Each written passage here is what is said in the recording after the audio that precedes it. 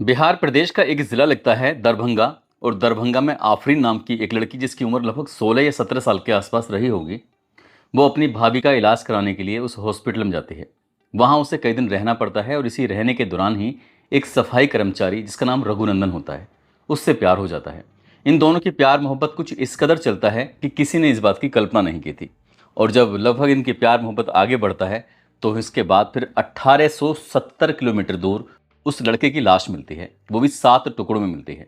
Police इस घटनाक्रम के खुलासे के लिए तमाम प्रयास कर रही थी, चाहे वो सीसीटीवी कैमरे हो, चाहे वो गुमशुदा की तलाश हो, चाहे वो अलग अलग थानों में लिखी गई एफआईआर हो। लेकिन पुलिस को उस कातिल की तलाश थी कि आखिरकार कत्ल क्यों किया गया है, क्यों इसके इतने सारे टुकड़े किए गए हैं। लेकिन पुलिस की कोशिश उस वक्त नाकाम हो जाती है जब कोई सबूत ही नहीं मिलता।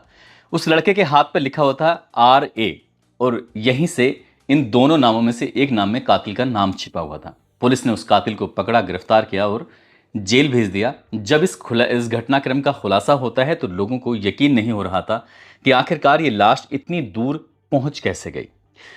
आदाब, नमस्कार, सत श्री अकाल। मैं उस्मान सैफी। आज की जो सच्ची घटना मैं आपको सुनाने जा रहा हूं, ये सच्ची घटना है बिहार प्रदेश का एक जिला है दरभंगा, और दरभंगा का ही एक थाना लगता है मनीगाछी, और मनीगाछी थाना क्षेत्र का गांव लगता है कन्होनी। दरअसल जितेंद्र पासवान, जो कि इसी गांव के रहने वाले होते हैं, इनका एक बेटा है जिसका नाम रघुनंदन पासवान होता है। उम्र उसकी 21 साल के आसपास होती है।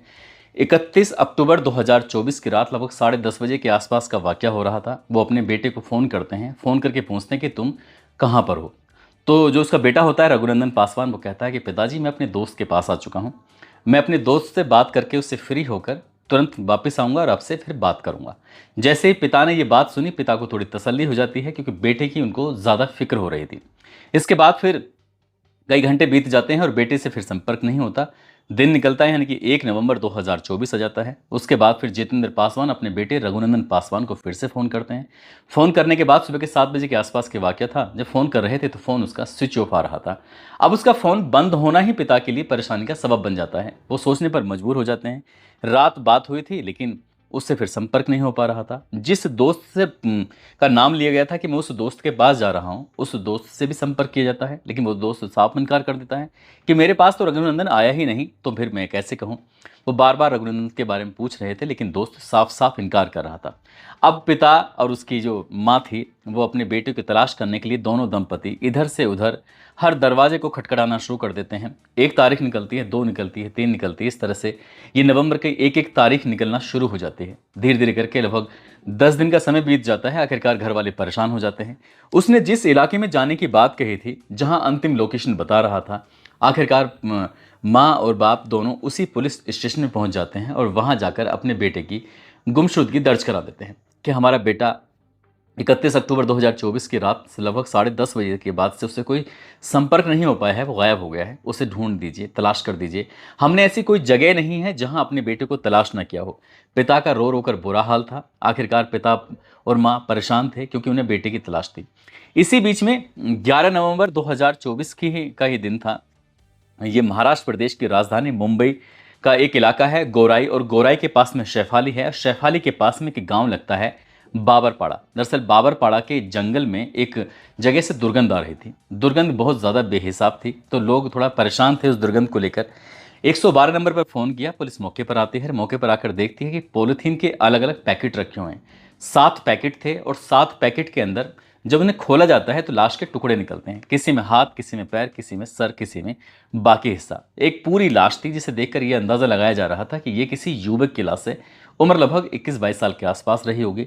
जितने भी आसपास के थाने होते हैं, थानों में वो फोटो सर्कुलेट कर दी जाते हैं। साथ ही जो जितने भी थाने होते हैं, ये सूचना दी जाती है कि आपके थाने क्षेत्र से कोई गुमशुदा हुआ है, गायब हुआ है, तो उसके बारे में कोई जानकारी दे दीजिए, ताकि हम पता कर सकें कि आखिरकार मामला क्या है। जिस जगह पर वो टुकड़े मिले थे, उस इलाके के जितने भी सीसीटीवी कैमरे थे, उन सीसीटीवी कैमरे को भी खंगाला जाता है। और वहाँ एक ऑटो दिखाई देता है आता जाता, लेकिन वो नंबर कुछ साफ नहीं था, इसलिए ऑटो वो आता है और वापस चला जाता है। तो उसे लग रहा था कि शायद इस लाश को ऑटो के माध्यम से फेंका गया है। इससे ये भी पता चल रहा था कि जो लाश जिसकी भी है, वो कोई बहुत बड़ा नहीं है, एक सामान्य से परिवार से बिलोंग करता है। एक तरफ पुलिस एक लाश मिली है, 7 टुकड़े मिले हैं, उसकी कातिल को तलाश कर रही थी। एक तरफ माँ और बाप हैं, वो अपने बेटे को तलाश कर रहे थे। इसी बीच में एक कांस्टेबल, एक सिपाही कहता है कि बाबूजी, आप अपने बेटे को जो ढूंढ रहे हैं, एक सोशल मीडिया पर एक फोटो बहुत तेजी के साथ वायरल हो रहा है। आप इस फोटो को देख के बताइए, कहीं ऐसा तो नहीं है ये आपका बेटा हो। 7 अलग अलग टुकड़े थे, उन 7 टुकड़ों में से एक टुकड़ा ऐसा भी था शरीर का, उस टुकड़े पर लिखा हुआ था ये बड़े से अक्षरों में RA। तो जब RA लिखा होता है, उस RA को लिखा देखकर पिता कहता है कि तुम मेरा बेटा ही है। जैसे ही पुलिस वाले ने ये कहा कि तुम्हारा बेटा कैसे हो सकता है, उसने कहा कि जी इस पर RA लिखा हुआ है। अब आर्य के बारे में पूछा जाता है कि क्यों ये, तो उसका लड़के का नाम रघुनंदन पासवान होता है, लेकिन RA क्यों लिखा हुआ है। फिर ए के पीछे की वो कहानी जब अपना सुनाता है तो सुनाने के बाद फिर पुलिस वाले भी दंग रह जाते हैं। दरअसल कहानी शुरू होती है बिहार प्रदेश के जिला दरभंगा से। दरभंगा में एक हॉस्पिटल होता है, अब से 1.5 साल पुरानी ये बात है।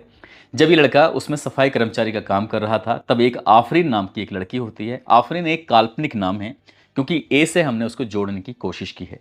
तो आफरीन अपनी भाभी का इलाज कराने के लिए आती है और उसे उस हॉस्पिटल में रुकना होता है अपनी भाभी की देखभाल के लिए, तीमारदारी के लिए। जब भाभी के देखभाल के लिए रुकना होता है, इसी बीच में जो एक लड़का है जिसका नाम रघुनंदन पासवान है, रघुनंदन पासवान इस हॉस्पिटल की साफ सफाई में हिस्सेदारी ले रहा था, अपना काम कर रहा था, ड्यूटी कर रहा था। वो लड़की उस लड़के को देखती है और देखते ही पहली नज़र में इन दोनों को एक दूसरे से मोहब्बत हो जाती है, प्यार हो जाता है। लड़का उसके हॉस्पिटल में रहते हुए किसी न किसी रूप में मदद कर रहा था और ये मदद ही उसको अच्छी लग रही थी, और देखते देखते वो दोनों एक दूसरे के करीब आ जाते हैं। फ़ोन पर बातचीत का सिलसिला शुरू हो जाता है। बातचीत लगातार बढ़ रही थी आगे, और जब बातचीत बढ़ रही थी तो वो ये दोनों एक दूसरे के नज़दीक आ जाते हैं। हालांकि इन दोनों के जो घर होते हैं एक दूसरे से लगभग 22 किलोमीटर का अंतर होता है, लेकिन ये दूरियां कोई ज़्यादा दूरियां नहीं थी। जब भी बात करने का मन करता था एक दूसरे को फ़ोन लगाते थे, फ़ोन पर बातचीत हो जाया करती थी। लेकिन इस प्यार की भनक लड़की के परिवार वालों को लग जाती है। जैसे ही लड़की के परिवार वालों को इस प्यार की भनक लग जाती है, लड़की के परिवार वाले थोड़ा परेशान हो जाते हैं, इस बात का ऐतराज़ करते हैं, विरोध करते हैं, लड़की को भी डांटते हैं, डपटते हैं, फटकते हैं, कहते हैं कि आज के बाद उस लड़के से मिलने की कोशिश मत करना। उस लड़के को भी डांटा जाता है, फटकारा जाता है कि तुम उस लड़की यानी कि आफरीन से मिलने की बिल्कुल भी कोशिश मत करना। दोनों परिवार आपस में ये बातचीत भी करते हैं। इसके लिए एक बाकायदा पंचायत आयोजित की जाती है और पंचायत में ये फैसला लिया जाता है कि लड़का लड़की से मिलने की कतई कोशिश न करे, नहीं तो अंजाम अच्छा नहीं होगा। जब ये बात उसके पिता इनके रघुनंदन के पिता जितेंद्र को पता चलती है तो जितेंद्र को थोड़ी तकलीफ होती है, ऐसा ना हो कि बेटे को कोई नुकसान हो जाए। इसलिए उन्होंने अपने बेटे को बहुत दूर यानी कि महाराष्ट्र प्रदेश का एक शहर है पुणे, पुणे में उसे भेज देते हैं और पुणे में वो एसी का काम करने लगता है। एक एसी की कंपनी होती है, वहाँ पर अपना काम करने लगता है। लेकिन वो लड़का बीच बीच में उस लड़की से संपर्क साधने की कोशिश करता था। घर वालों को ऐसा लगता था कि कहीं ऐसा ना हो कि ये लड़की कहीं उससे फिर से बातचीत करना शुरू कर दे। इस लड़की का जो भाई होता है जिसका नाम सत्तार होता है, सत्तार मुंबई में रहकर वो एक जगह पर काम करता है, उसका बकरे का मीट वगैरह बेचता है। उस इलाके का नाम है मीरा भायंदर। मुंबई में रहकर जो ये सत्तार होता है बकरे का मीट वगैरह बेचता है, वहीं से अपने कारोबार करता है। तो उसने सोचा कि क्यों ना अपनी बहन को अपने पास मुंबई ही बुला लिया जाए, तो इसलिए वो अपनी बहन को मुंबई बुला लेता है। लड़का पुणे में रहने लगता है और लड़की मुंबई में मीरा भायंदर में रहना शुरू कर देती है। पिता अपने बेटे से ऐसा कोई दिन नहीं था, ऐसा कोई लम्हा नहीं था जब उस पर नज़र नहीं रखता था। जितेंद्र पासवान अपने बेटे यानी कि रघुनंदन से बार बार बातचीत करता था और पूछता था कि तुम कहाँ हो, ठीक हो। जब बेटा घर आ जाता था, सो जाता था, तो तसल्ली हो जाया करती थी।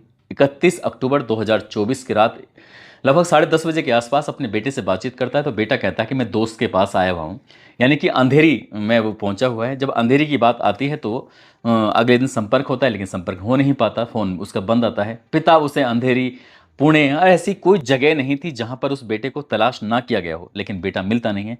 आखिरकार लाश मिलती है। लाश के हाथ पर एक जो उसको हाथ था उस पर आर्य लिखा जाता है, और ये आर्य की कहानी जब समझाई जाती है पुलिस को, तो पुलिस ने उस सत्तार की तलाश करना शुरू कर देती है। आखिरकार पुलिस 13 नवंबर 2024 को सत्तार नामक लड़के को गिरफ्तार कर लेती है। मीरा भायंदर से गिरफ्तार करने के बाद उससे पूछताछ करती है। शुरुआत में वो इधर उधर की कहानी बताना शुरू कर देता है, लेकिन जब पुलिस उससे सख्ती से पूछताछ करती है तो वो राज खोल देता है। राज कुछ इस तरह से खोलता है कि इस लड़के ने यानी कि रघुनंदन ने इस लड़की से संपर्क करने की कोशिश की, लेकिन उस लड़की का नंबर जो था वो बंद हो चुका था। इसलिए उसने हिम्मत जुटाई और हिम्मत जुटाने के बाद लड़की के भाई सत्तार को ही फ़ोन मिला दिया और सत्तार से बातचीत की। सत्तार ने कहा तुम परेशान क्यों होते हो। लड़की को फ़ोन दे देता है। उस लड़की से कहता है कि तुम इस लड़के को अपने पास बुला लो। यानी कि 31 अक्टूबर 2024 की रात 10:30 बजे वो अपने दोस्त के घर नहीं बल्कि अपनी प्रेमिका जिसका नाम आफरीन होता है उसके घर पहुंच जाता है, उसके भाई के पास पहुंच जाता है। जैसे वहाँ पहुंचता है तो उसे कोई माहौल ऐसा लग ही नहीं रहा था कि उसकी ज़िंदगी की आखिरी रात होगी। वहाँ बैठते हैं, आराम से बैठ के शराब पीते हैं। जब ज़्यादा मात्रा में शराब पी लेता है रघुनंदन, तो उसको फिर उल्टियाँ आने लगती हैं। उल्टी आने के बाद उससे कहा जाता है कि तुम जाकर इत्मीनान से सो जाओ। उसे वो सुला देता है और सत्तार बैठा हुआ अकेले ही शराब पी रहा था। जब वो बहुत ज़्यादा नशे में हो जाता है तब उसे गुस्सा आता है। उसे कहता है कि इसकी इतनी हिम्मत कैसे हुई कि वो मेरे घर पर भी चला आया मेरी बहन से मिलने के लिए। इसलिए जिस बकरे को, वो अलग अलग बकरों को जिस हथियार से, जिस चाकू से वो काटता था, उसी चीज़ से उसने उस लड़के के अलग अलग हिस्से कर दिए, टुकड़े कर दिए। अब वो सोचने पर मजबूर हो गया कि ये लाश के टुकड़े कहाँ ठिकाने लगाए। तभी उसे ध्यान आता है कि क्यों ना इन्हें पॉलिथीन में पैक कर दिया जाए। उसके पास पेंट की बाल्टियां थीं, 4 बाल्टियां थीं। उन पेंट की 4 बाल्टियों में उसकी लाश के टुकड़ों को वो रखता है, पैक करता है। पैक करने के बाद ऑटो वाले से कहता है कि भाई मुझे कुछ कहीं जाना है, थोड़ा दूर जाना है, मुझे क्या तुम छोड़ दोगे? ऑटो वाला आता है, पैसे तय होते हैं और पैसे तय होने के बाद उसे वो गोराई क्षेत्र, जो बोरीवली पश्चिम में पड़ता है, वहाँ पर एक गोराई है। गोराई में सैफाली है। सैफाली के पास एक गांव लगता है बाबरपाड़ा। वहाँ पर उस 4 बाल्टियाँ जो होती हैं पेंट की, उन 4 बाल्टियों को लेकर चला जाता है। और जब उसे उतार के वो ऑटो वाला वहाँ से आराम से निकल जाता है और इन लाश के टुकड़ों को वो उस बाबरपाड़ा के जंगल में फेंक देता है। ये 1 नवंबर 2024 की सुबह में उसने ये काम किया था। आराम से काम करके वो अपना निकल जाता है। उधर तो लड़के के परिवार वाले अपने बेटों को ढूंढ रहे हैं, इधर वो लाश को ठिकाने लगाकर इत्मीनान से हो जाता है कि उसे ये लग रहा था कि शायद इस कत्ल का कभी खुलासा नहीं होगा। अगर खुलासा करने की पुलिस कोशिश भी करेगी तो लाश कभी मिलेगी नहीं। लेकिन वो नहीं जानता था कि कत्ल करने का चाहे कितना भी नायाब तरीका क्यों ना हो, लेकिन कातिल कोई ना कोई राज छोड़ देता है। और इसमें राज छूटा था उसके हाथ पर लिखे हुए आर। आर से तो बनता है रघुनंदन और ए से उस लड़की का असली नाम था, क्योंकि हमने अपनी कहानी में काल्पनिक नाम लिया है बार बार।